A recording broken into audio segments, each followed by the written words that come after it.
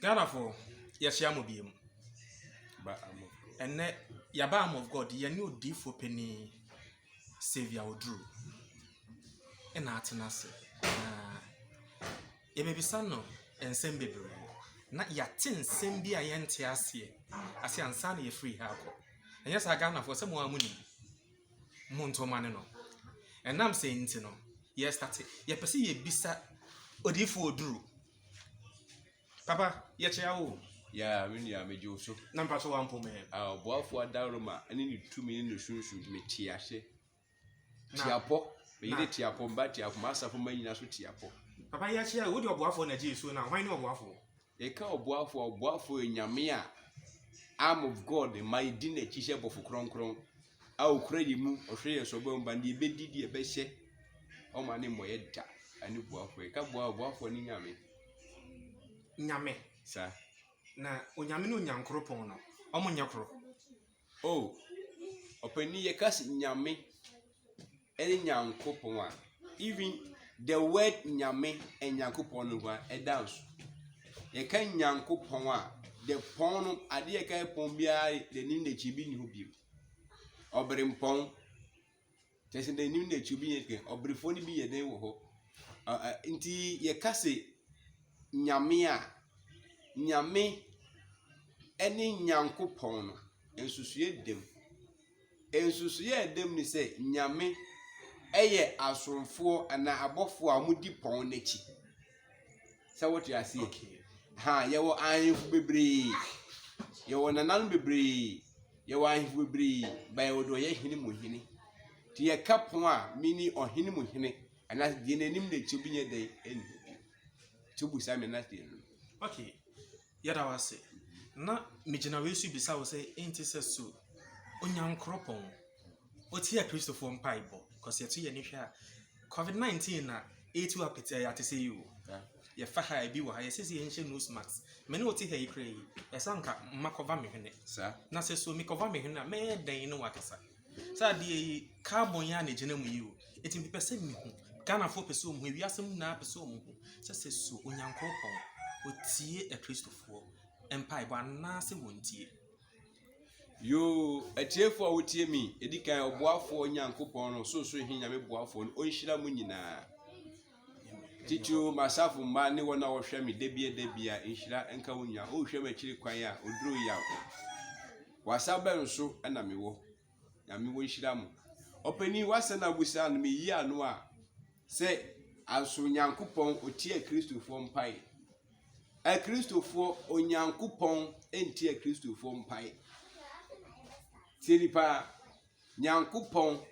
ontie e kristofo mpai efrise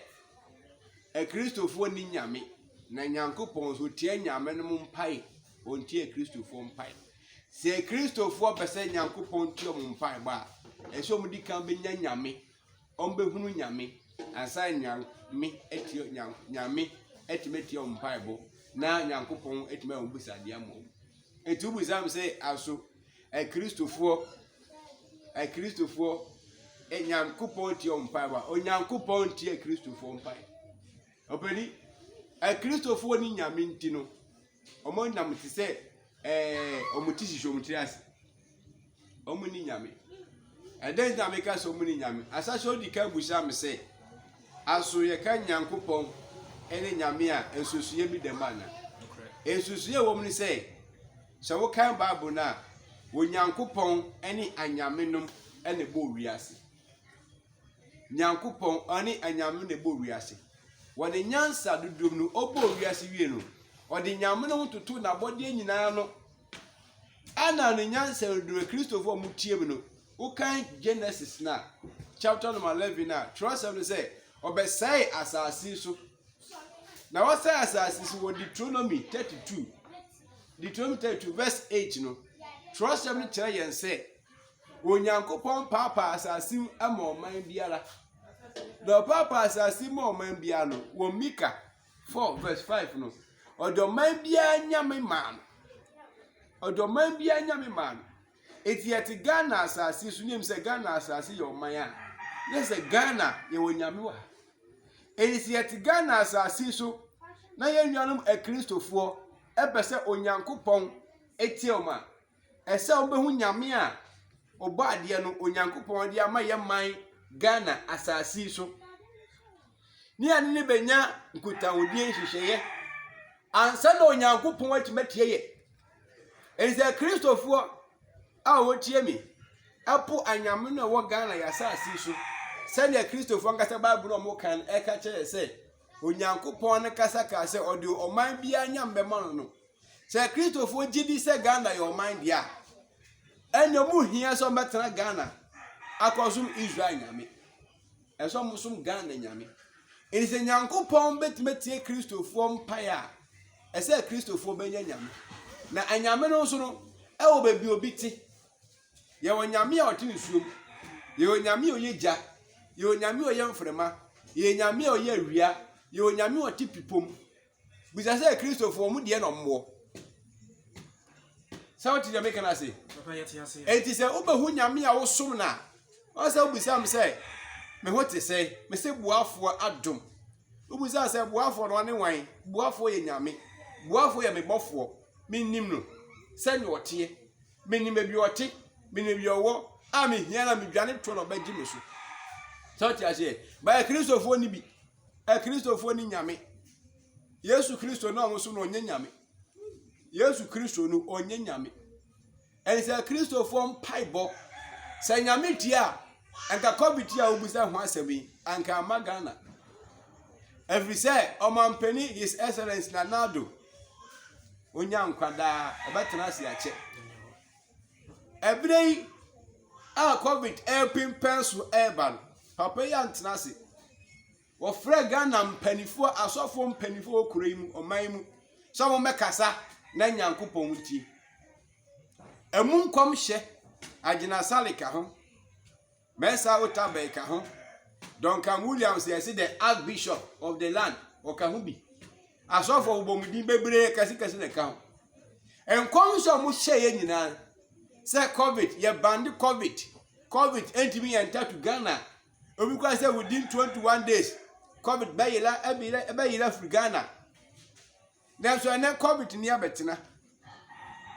COVID ene ni abetena wa asase so aso ye busa se some wo nyame a akamusu fra nyame ke nyanko obagi omso omo ni nyame nti na they force themselves to be there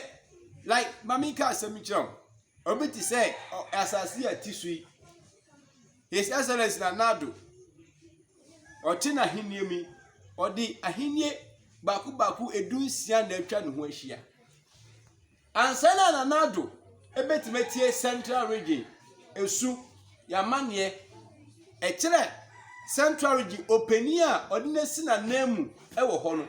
on dey say omani sugu nuso na odi omani sukoma omanpeni ewo Parliament House and he say assembly man sebi o oti Cape Coast and oti Elimina was sorry eka so okọ Parliament House ene omanpeni e okasa assembly na besi wo ho ye ba china tum anye kro nhwe na chibiem na so omanpeni oye nyina omanpeni o etiefo omanpeni eyo nyina omanpeni se na onyankopon ye oman nyina nyankopon no na wambu ye sebi se evangelika so obu ya bonfia no odo man bia nyame ama no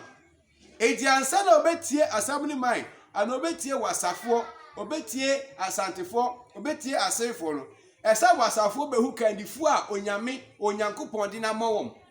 no mu dwane kotoa no ansa na sa nyame no e di oman ni suo koma nyankopon enti a Kristofo ni nyame enti a Kristofo mpaye de onyankopon ontie Kristofo mpaye enti za busa se Kristofo mpaye nyankopon tie a Kristofo mpaye nyankopon ontie Kristofo mpaye efrise a Kristofo omuni nyame sanity na papa ya dawase na papa minim se anwume wote ya no mo ami nyame a mesom no oyoja ye nyane me Kristofo na pa che yese omosom nyame bi oyoja na papa ne wo ka se oni nyame no na saa oja nyame no papa ofiri o se me dawase pa me ka se mi se nyame nom ye wo nyame oyija ye wo nyame oye nsuo ye wo nyame oye mfrema ye wo nyame oye awia ye wonyame a oti duam enti Kristo fo se omonyame osu no oyoja buza se kwan bezo mfa so som no anyame nom ye de nsa guo ne fra anyame nom almost 99% ye de nsa ene fra nyame bia ni wa e ba fe na ba ko gina so dem akofa jazz wogan akofa mic udi tie glow o mada anyame nom ye de nsa ene fra o eze Kristo fo so omo nyame a busa Kristo fo so omo nyame ni din de sen nyame no mo hu no omo tenene nyame ya so na ye ntenene ye hunu no oye nyame Elijah se obi ammo ni nyame din so ta se we boni de enti nyame de wo nyame no bebre na Kristo fo mpaye de nyankopɔ wontie efrise Kristo fo ni nyame kozi se Kristo fo behu nyame chi kwan no wo se nyame na kwan ni nyame bia wo na kwan nyame bia wo na hyanso de nyame bia wo na mamle nyame bia wo kwa fa so de frɛ no Kristo fo nyame wonima ni Israel nyame so mo frɛ no so no kwa fa so de so no ye na Israel fo enye eno na Kristo fo fa so de so no enti Kristo sum ayendada kwan a koshibroni dia dada nipa ama Africa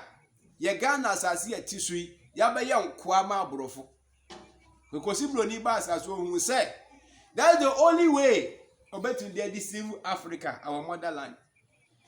so of Christianity emra Christopher nkofo mo kyerɛ mu asase super Christopher na yale pa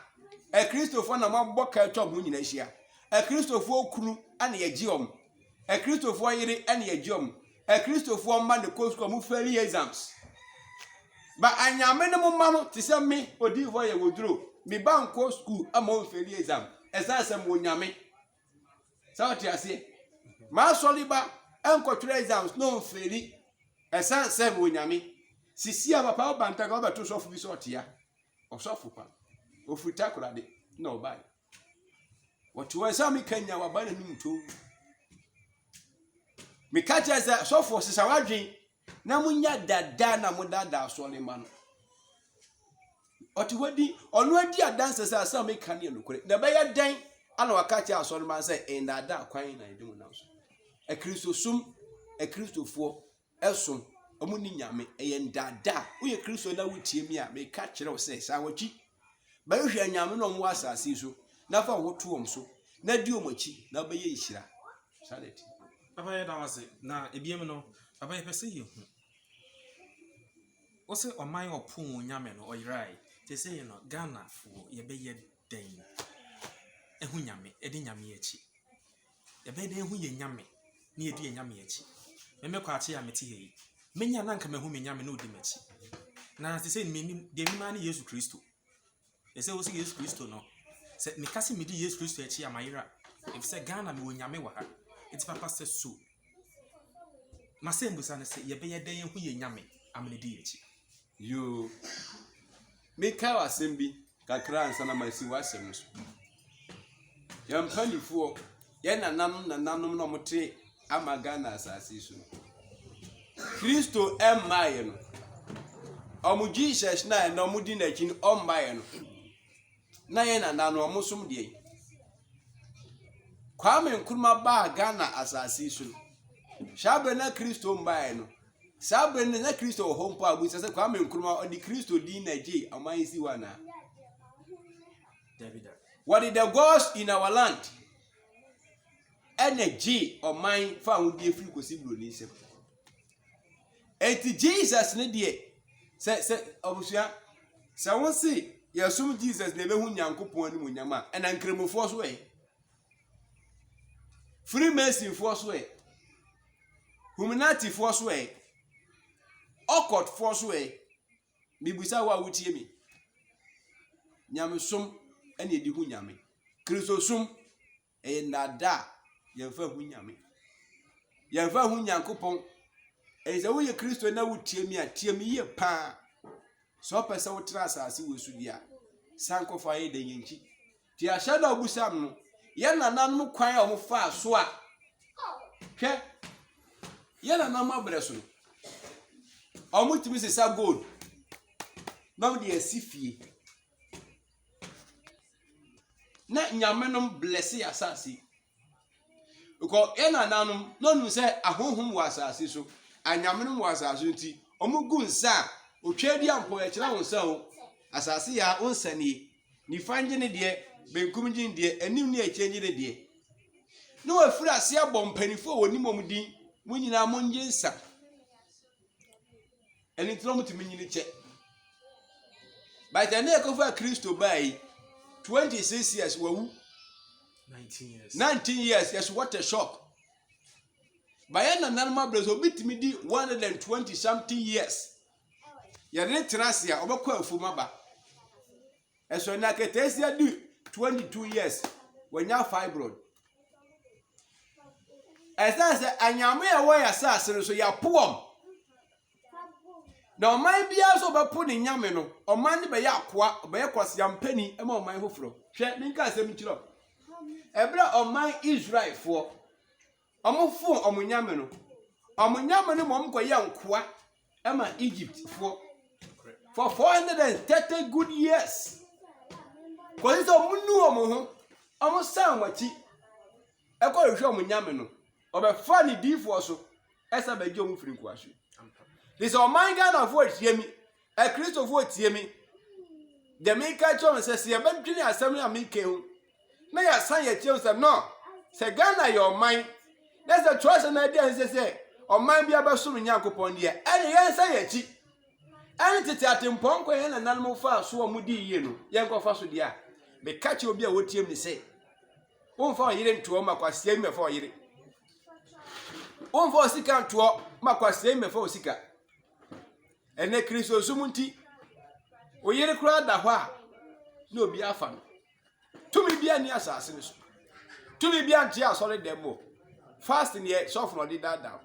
eto palubu sa misa anu yie ni sɛ ye nananom ɔmo wɔ nyame ekwe nananom fa so a ɔmo ni tena asase so apaki gold si hɔ ma na no mie ni ye ko asase gold no ye ko afie asase ho ye ko afie gold no ho sɛ odi Jesus a anka asase no ma tubi sɛ fa nananom kwan so de a ebetena asase so edi yi esase nyame no mo asase so no eye Ghana asase ekwe ya fa so de from pan eye nsagu tibi ba ma so de fie ha mi gu nsa mi twa dwan mi twa akokɔ na mi twa ndentwie saa na tie na mi srɛ ewo nifa benkum anim ne ekire ma so le ma eti ma so le ba kwasia bi ntim ma so tumifo bi nka so betim ma so le ba debida obi ntimi nka asem oye arm of God asoliba opeba ani zanka wanyi hyɛn yɛre sɛkɛ aka no ebi nsi da ɔpɛ adwuma ɔkɔ adwuma yɛyi na di ebi nsi da because ɔde nyamanum ne nam ɔwɔ nyame ti ade bi ɔde nsa bɛka bɛsɛ yeye bi ma sɔle mbɔ mu nchi nkɔ Pentecost nkɔ Pentecost hyɛ wɔ Pentecost fio ma sɔle ba nkɔ Church of Christ sɔfo nkyɛn ma sɔle ba nkɔ Presby nkyɛn demo Presby ni Pentecost ni Church of Christ ni Roman ni ɔmo so Kristo ɔmo Kristo no ɔmo betu mi ka ba me nkyɛn ɛsan sɛ oduro arm of God ye wo nyame ti ansa na Nyankopɔn betimɛtie no ɛsɛ obehu nyame ɛni sɛ ɔmo dwane ba yɛ nkyɛn ti ma sɔre ba mo wo nyame nti ɔmo nkɔ Pentecost sɔfo no nyame ba no Jesus wo nyame ɛnti ubu samia na sa na ti abaye da wase isumi da wase na ebia na obi hwɛ video yi obi tie wo na obepɛ so obepɛ wachi akwan abehu nyame odi nachi nyame a obetimi ama ne bibi obeye bia yeyi nyame a obedom no abɔ ne ma ho ban eti papa sanka obɛkyɛ ya hayi a ekwan a obi pɛsɛ ɔfa so ɛba wo nkyɛn a obɛfa so aba beduru a enka Ghanafo ene me bɛda wase busuafo me da wase biem sɛ opa ba kyiri kwan odifo ya oduro opa ma kyiri kwan sɛ oba bisa bibi ehaw amane bi daw so ejima sema sei woda wontimi nda ntuba sɛ wo hwɛ ma kyiri kwan a mo western region ɛyɛ wasa bɛnso ɛna mewɔ edin a dodo ara refrɛ no odiifoɔ yaw me number a ɔde bɛhu m'akyiri kwan 0541 22 9977 asafo amediem na asafo amedano ɛyɛ arm of God poor ministry ayɛ boy ho samrane adehye mba boafoɔ nananom sa tu hwɛ m'akyiri kwan a unya nya me number ɛyɛ 0541 22 9977 no bɛhu m'akyiri kwan medase papa yɛhyɛ da wase Ghana fo yi mo pia wo ye na ayɛ nsempa sɛ wo wasɛm bisa bia pɛ sɛ obisa papa wontimi bisa ne director wahu YouTube video description ase no yɛbɛgya a comment box there fa bibia to hɔ na ɛmepɛ yɛbisa papa ama papa akyerɛkyerɛ mama Ghana fo ɛne wiase man na ate ase yɛdamase da sɛndɛ yɛbɛsɛ hyɛ bi